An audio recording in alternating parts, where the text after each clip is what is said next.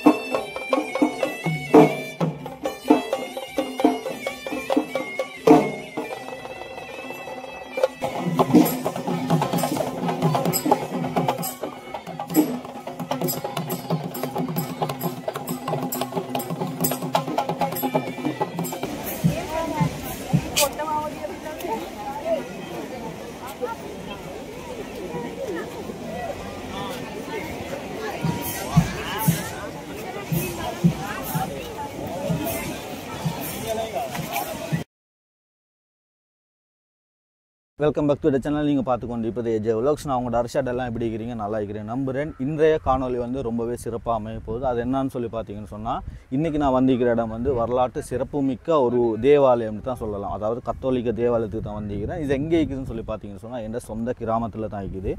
என்ன பின்னால் இருக்கிற இந்த கத்தோலிக்க தேவாலயம் தான், அதாவது சென்ட் எந்தோனியார் ஆலயம்னு சொல்லக்கூடிய ஒரு ஆலயம் ஒன்று தான். இது வந்து தேசிய பட்டியலில் சிறப்பான ஒரு ஆலயமாகவும் கருதப்படுது. இந்த ஆலயத்துக்கு பெரிய வரலாறுகளும் இருக்குது. மிக முக்கியமான விடயம் என்னன்னு சொல்லி பார்த்தீங்கன்னு சொன்னால், இது வந்து இலங்கையில் 2வது பெரிய கத்தோலிக்க ஆலயமாக கருதப்படுது. இந்த கத்தோலிக்க என்ன பின்னால் காணக்கூடிய இந்த கத்தோலிக்க ஆலயம் வந்து 2வது பெரிய ஆலயமாக கூட காணப்படுது. இட வரலாறுகள் என்ன, இது பற்றி சம்பந்தமான நிகழ்வுகள், இப்போ நடந்து கொண்டிருக்கிற நிகழ்வு வந்து மங்களான்னு சொல்லக்கூடிய நிகழ்வு நடந்து கொண்டிருக்குது. இட வரலாறுகள் என்ன சம்பந்தமான விடயங்களை வந்து நாங்கள் ஆராய்வோம். இந்த வீடியோக்கு போகிறதுக்கு முன்னுக்கு வந்து இந்த வீடியோ வந்து யாரும் சப்ஸ்கிரைப் பண்ணால் பார்த்து கொண்டிருக்கிறீங்கன்னு சொன்னால் கரெக்டாக சப்ஸ்கிரைப் பண்ணி பெல் பட்டனை தட்டி விடுங்க. அப்படின்னா வாங்க இந்த ஆலயத்தை சுற்றி பார்த்துட்டு இந்த வரலாறுகள் எப்படி இருக்குது, இங்கே நடக்கிற அந்த நிகழ்வுகள் என்னன்னு சொல்லி முழுமையாக பார்க்கலாம்.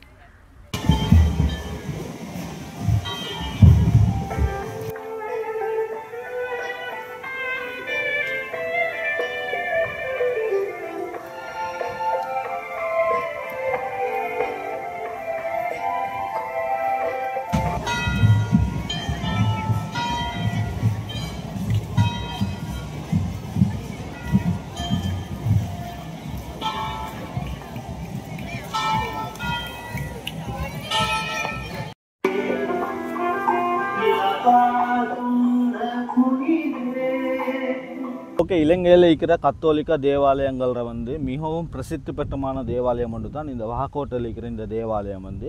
இதுக்கு வந்து வஹக்கோட்டைன்னு சொல்லுவோம்னு சொன்னால், ஒன்றாவது வந்து வாசலக்கோட்டைன்னு கூட சொல்லுவாங்க. வஹக்கோட்டைன்னு வாரத்துக்கு காரணம்னு சொன்னால், வகன்னு சொன்னால் நஞ்சு, அதாவது விஷம்னு கூட சொல்லலாம். கோட்டைன்னு சொன்னால் பிலோ, தலையணைன்னு கூட சொல்லலாம். அந்த காலத்தில் வாழ்ந்த ராணி உண்டு, அவங்களோட போரில் வந்து அவங்களோட ஹஸ்பண்ட் வந்து, அதாவது கணவன் வந்து போரில் இறந்ததன் காரணமாக வந்து தலையணையை வந்து மூஞ்சில் வச்சு இறந்ததாக கூறப்படுது. அதனால தான் அந்த வஹக்கோட்டை விஷ தலையணைன்னு கூட இந்த இடத்துக்கு வந்து பெயர் பெற்றதாக கூட சரித்திரங்களோட இடம் பெற்றிருக்கு.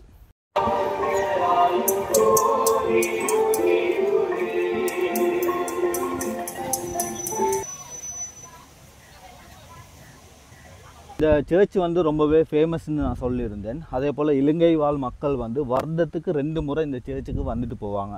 அந்த வகையில் வந்து ஜூன் 13, 14, 15 தினங்கள் வந்து ரொம்பவே விசேடமான ஒரு நாளாகத்தான் இந்த இடங்களில் கருதப்படுது. அந்த வகையில் 13ஆம் தேதி வந்து பெரஹரா, வீதி பெரஹரா நடைபெறும். அதே போல் 14, 15ஆம் தேதி வந்து மங்களான்னு சொல்லக்கூடிய நிகழ்வு நடைபெறும். அந்த மங்களா நடைபெறுதுன்னு சொல்லி நான் வீடியோவில் நடுப்பதியில் வந்து சொல்கிறேன். அதனால் கட்டாயம் வீடியோ முழுமையாக பாருங்கள்.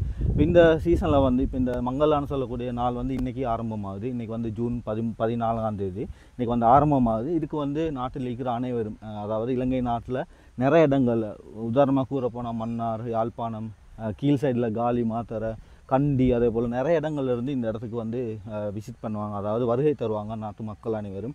அதேபோல் எந்த ஒரு பாரபட்சம் இல்லாமல் முஸ்லீம் மக்களாக இருக்கட்டும், தமிழ் மக்களாக இருக்கட்டும், கிறிஸ்டியன் சகோதரர்களாக இருக்கட்டும், சிங்கள சகோதரர்களாக இருக்கட்டும், எல்லா மக்களும் வந்து இந்த இடத்துல வந்து இந்த சர்ச்சில் வந்து பங்கு கொண்டு இந்த விழாவை வந்து சிறப்பிப்பாங்க.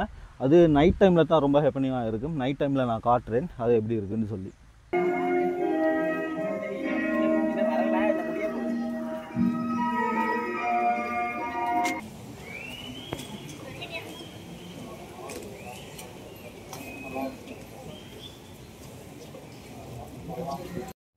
ஓகே, இந்த இடங்கள் ஃபுல்லாகவே நைட் டைமில் வந்து ரொம்பவே அழகாக இருக்கும். அப்படின்னா நிறைய குட்டி குட்டி கடைகள் வந்து இலங்கையில் நிறைய இடங்கள்ல வந்து வர மக்கள் வந்து இந்த இடத்துல கடைகளை போட்டு இந்த இடத்துல வியாபாரத்தில் ஈடுபடுவாங்க.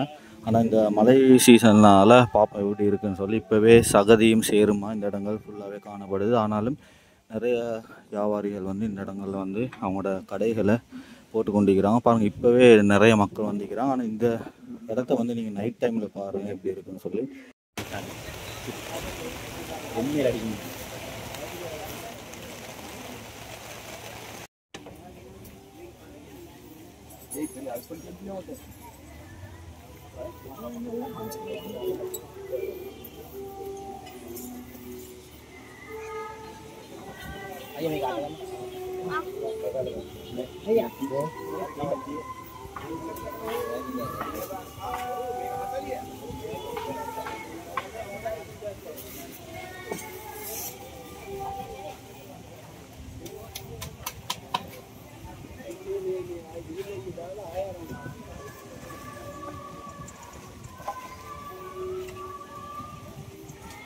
ஓகே, நாங்கள் வந்து கொஞ்சம் வரலாற்றை புரட்டி பார்த்தோம்னு சொன்னால், போர்த்துகீசர்களை எதிர்த்து போரிட்ட கண்டி மன்னன் ராஜராஜ சிங்கன் வந்து அதை எதிர்த்து போரிட்ட சில போர்த்துகீசர் மக்களை வந்து சிறை பிடித்து இந்த வஹக்கோட்டையில் தான் வந்து குடியேற்றம் செய்தார்.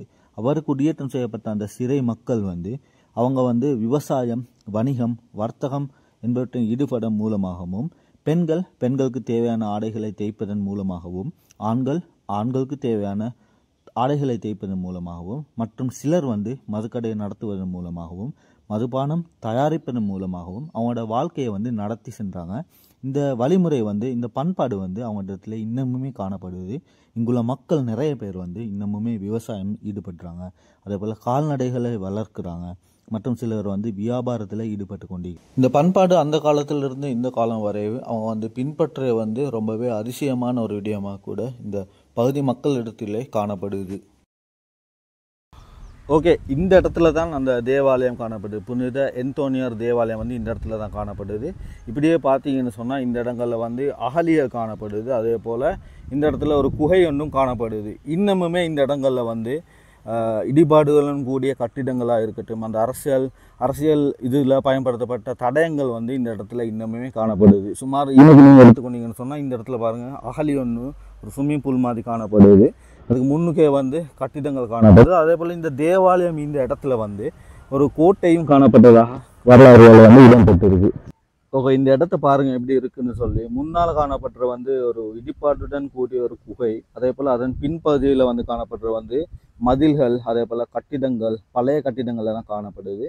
அப்படியே இந்த சைடில் வியூவை பார்த்தீங்கன்னு சொன்னால் தொலை தூரத்தில் வந்து நிறைய மலை தொடர்கள் எல்லாம் இந்த இடத்துல விளங்கக்கூடிய மாதிரி இருக்குது. இந்த இடத்த நீங்கள் பார்த்தீங்கன்னு சொன்னால் இது ஒரு காலகட்டத்தில், அதாவது அந்த காலத்தில் போர்த்துகீசர்கள் டச்சு காலத்தில் ஆட்சி காலத்தில் காணப்பட்ட ஒரு கோட்டை, ஒரு அரண்மனை, அதே போல் மதில்கள், அதே போல் இந்த இடத்துல காணக்கூடிய இந்த அகழி, அதே போல் இந்த இடத்துல காணக்கூடிய இந்த குகை இடங்கள், அதெல்லாம் வந்து ஒரு மன்னர் அல்லது துணை மன்னர் வாழ்ந்த ஒரு வளமான நகரமாக இந்த இடம் காணப்படுதுன்னு கூட சொல்லலாம். இந்த நகரம் வந்து அதே போல் இந்த இடம் வந்து எங்களோட ஊரில் அமைந்திருக்கிற வந்து எங்களுக்கு ரொம்பவே சிறப்பு, அதே போல் பெருமையும் கூட சொல்லலாம். இந்த இடத்த பார்த்தீங்கன்னு சொன்னால் ரொம்ப ஒரு அழகான இடத்துல தான் இது வந்து அமைக்கப்பட்டிருக்கு. அதாவது மலையின் உச்சி மேல், இந்த மலையிலிருந்து பார்க்கக்குள்ள தூரத்திலிருந்து எல்லா மலை தொடர்களும் விளங்குது.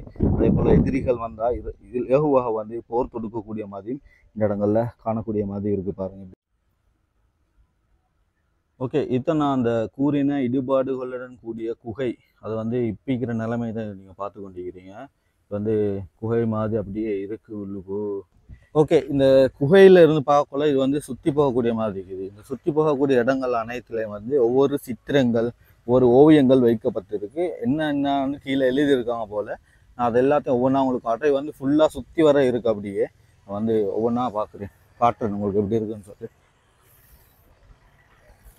அதே போல் ஃபெஸ்ட்லிக்கிற அந்த ஓவியத்துக்கு போனோம்னு சொன்னால் அதில் ஒரு ஏஞ்சல் மாதிரி ஒன்று இருக்குது. அதில் போட்டுருக்காங்க பாருங்கள், வான தூதரர் மரியாளுக்கு மங்கள தூதுரைத்தல்னு சொல்லி ஒரு சித்திர ஓவியம் வந்து ரொம்ப அழகாக இருக்குது பாருங்கள். இந்த இடத்துல தான் அந்த குகை காணப்படுது பாருங்கள். நான் சொன்ன அந்த கல்லுமலை அப்படியே காணப்படுது. இந்த இடத்துல குகையும் காணப்படுற போல், அதே போல் சிதைவடையப்பட்ட அந்த கட்டிடங்களும் இந்த இடத்துல காணப்படுது பாருங்கள். இந்த ஏரியா சுற்றி வர ஒரு காலத்தில் ஒரு அரசனால் ஆட்சி செய்யப்பட்ட ஒரு இடமா தான் காணப்படும். அதே போல் இந்த இடங்களில் மக்கள் வந்து இன்னுமே வசித்து கொண்டு தான் இருக்கிறாங்க.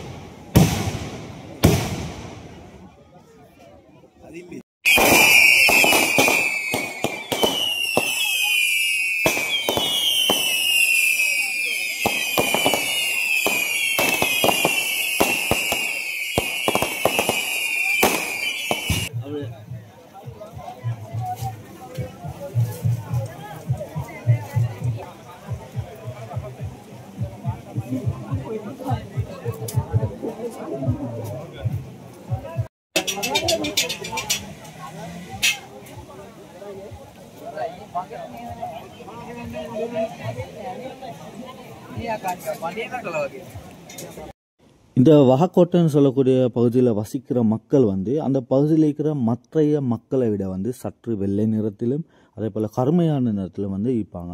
இவ்வாறு நிறத்தின் காரணமாக வந்து அண்டைய கிராமவாசிகள் வந்து இவர்களை வந்து இன்னுமுமே போர்த்துகீசர் பரங்கியர் சந்ததியிலிருந்து வந்தவங்கன்னு சொல்லி கூப்பிடுறாங்க. அதே போல் இவங்களோட பேரை பார்த்தீங்கன்னு சொன்னால் வித்தியாசமான முறையில் காணப்படும். இன்னுமுமே இவங்களுக்கு டோன் ஜுவான் விஜயரத்ன, டோனா இசபெல்லா ஏகநாயக்கன் என்ற பேருக்கு பின்னால் கண்டி பேரும் போர்த்துகீச பேரும் உள்ளடங்கித்தான் இவங்களுக்கு இந்த காலத்திலே வந்து இப்போ பிறக்கிற பிள்ளைகளுக்கு வந்து பேர்கள் வந்து வித்தியாசமான முறையில் இது வைக்கிற நடைமுறை வந்து இந்த காலத்திலையும் இவங்களிடத்திலே காணப்படுது.